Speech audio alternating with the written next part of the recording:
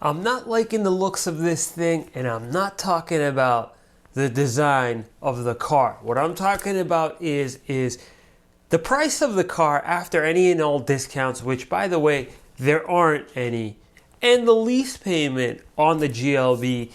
I did also check out some rough maintenance costs, not on the GLB, but on the GLA, and that's not looking all that great either. The only thing that was looking pretty decent was the insurance premium. Now what I want to do in this video is give you a rundown, a breakdown, if you will, of what to be targeting as far as a good purchase deal on a GLB, a good lease deal on a GLB, as well as some estimates as to how much it costs to maintain and repair it over the course of 5 years, as well as an average insurance premium.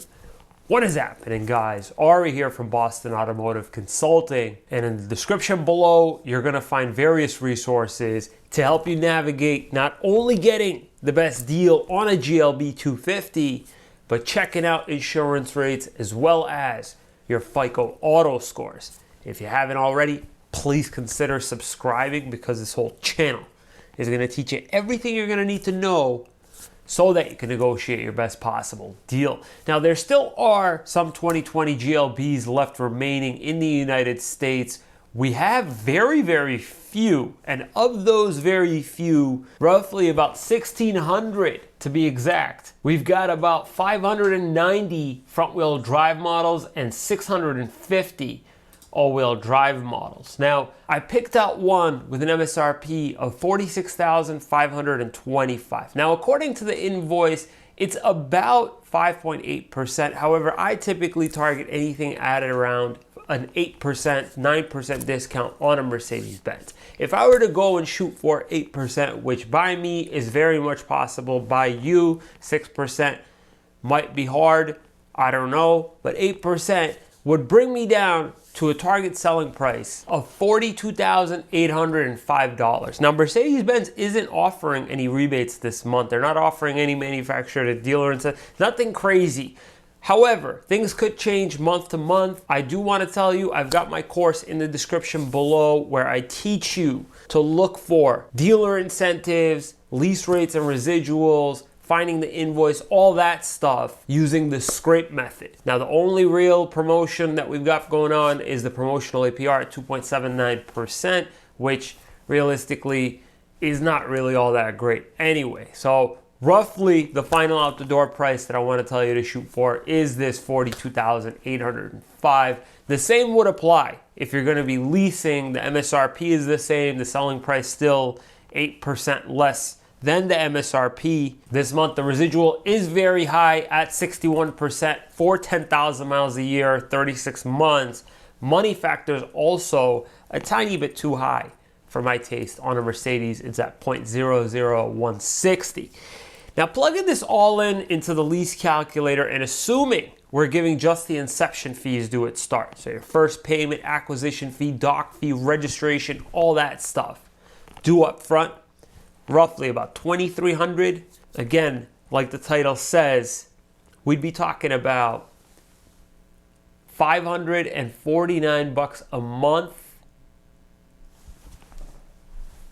That is including sales tax, you guys, and I'm not a huge fan of what I'm seeing so far on the GLB. I'd much rather a GLC, and if you ask me, you might get, because of the inventory, you might get a better deal on one. Now, just going on to Edmunds and seeing sort of what the true cost to own is, I couldn't find precise data on the GLB. However, it was available on the GLA and the other models, and I wasn't all too pleased with what I was seeing.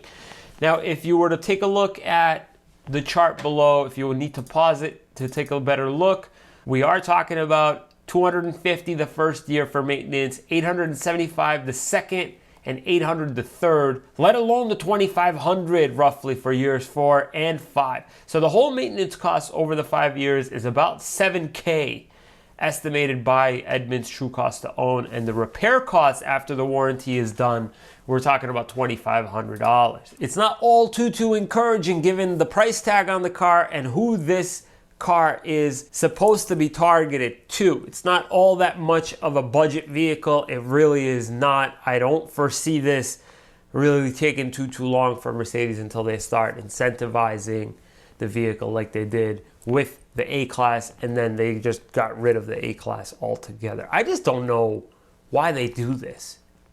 Now, as far as insurance, this was pretty pleasing.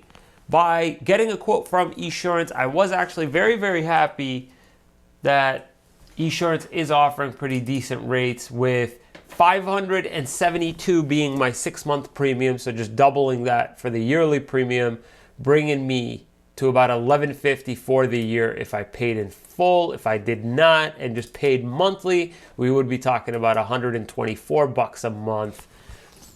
And that for me is pretty good deal, if you ask me.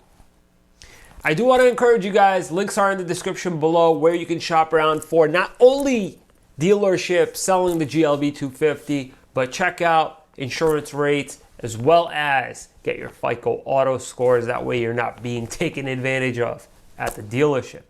If you found this information useful, please consider subscribing. Thank you so much for watching, guys. We'll see you next time.